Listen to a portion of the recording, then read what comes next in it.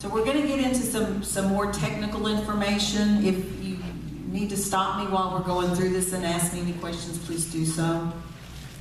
Let me get over here where I can. Okay, so what is stress? I've come up with some of these things that have kind of helped me realize, for one thing, it's a reaction to demands that challenge one's ability to cope. And earlier in the little scenario that we did, again, that was a transition. And so when children transition, or really when any of us go from one thing to the other, that is a transition. You know, and that places a demand on us to change, to make a shift in what we're doing.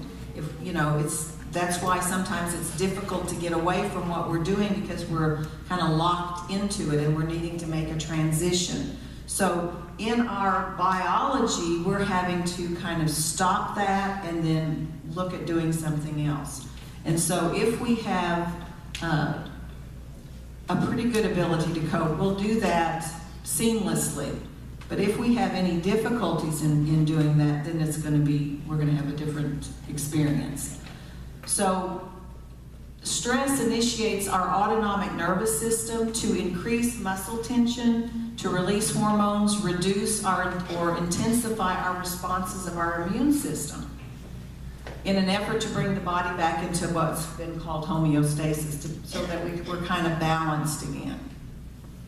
And once the demand is managed, the stress response decreases and then the body goes back into balance. So we kind of get stressed, deal with the situation, and then come back to kind of a balanced place, if we're lucky. And we do that for all day long. We're not aware that we're doing that. Our children are teaching us that we do that because we're seeing how they don't do it very well. So I thought this was very, very interesting to find that stress triggers 1,400 chemical reactions in us and affects 30 neurotransmitters and hormones. So stress affects us in a lot of ways that sometimes we don't understand. As a matter of fact, the cost of stress, the Centers of Disease Control in Atlanta has established that about 80% of all health issues have a stress component to it. And Bruce Lipton's research revealed that 95% of physical and non-physical illnesses are the result of stress in this autonomic nervous system. He also states that stress suppresses the immune system and our healing system, and causes our cells to go into protection mode. So when we're stressed, our cells are like this. And so dysregulation, regulation. Dysregulation, regulation. At the cellular level. So I mean, this has a profound impact on us.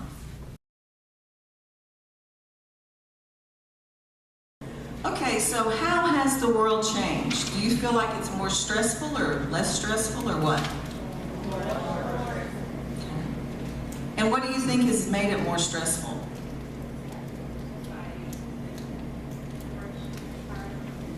Rushing, peer pressure, technology. Yeah, technology's been I think made a big change. Do you feel like it was as stressful for you when you were a child growing up as it is today? And so that's real significant to understand, because our children are growing up in a different world than what we grew up in. And if you're a grandparent raising grandchildren, then it's even farther removed from the world you grew up in. And I don't think that's something that we take into account sometimes, especially when we get into conflict with our children.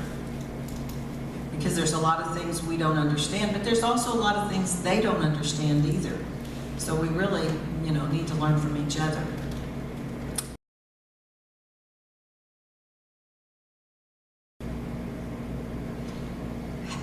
What about, how do you manage your stress if you do today? Music? Sleep? quiet room? Chocolate, yeah, I like that one. I like that. Give me chocolate. Yes. Pray, prayer. There's some healthy ways that we deal with our stress. There's unhealthy ways. Most addictive behavior is a way that people are trying to deal with their stress. So they may use drugs, or they may drink, or they may shop till they drop, or they may, get on the porn sites, or they may, gamble. But it starts out as a way to relieve stress, and then it becomes an addictive process and takes over their lives. Having 100,000 pairs of shoes is, to me, kind of addictive. So shopping till you drop whatever can calm us down in the moment is the kinds of things we do to deal with our stress. And there's other ways. But we need to understand that can become addictive, and it can shut us down from being in the present moment. Because we're trying to avoid the past or avoid our fear of the future. So, the ways that we manage our stress sometimes keep us from, it's called experiential avoidance. So we're just trying to avoid what we're experiencing. But unlike what we were told, many of us, it doesn't go away.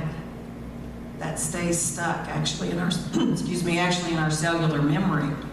And then just when it gets triggered, then there we are again.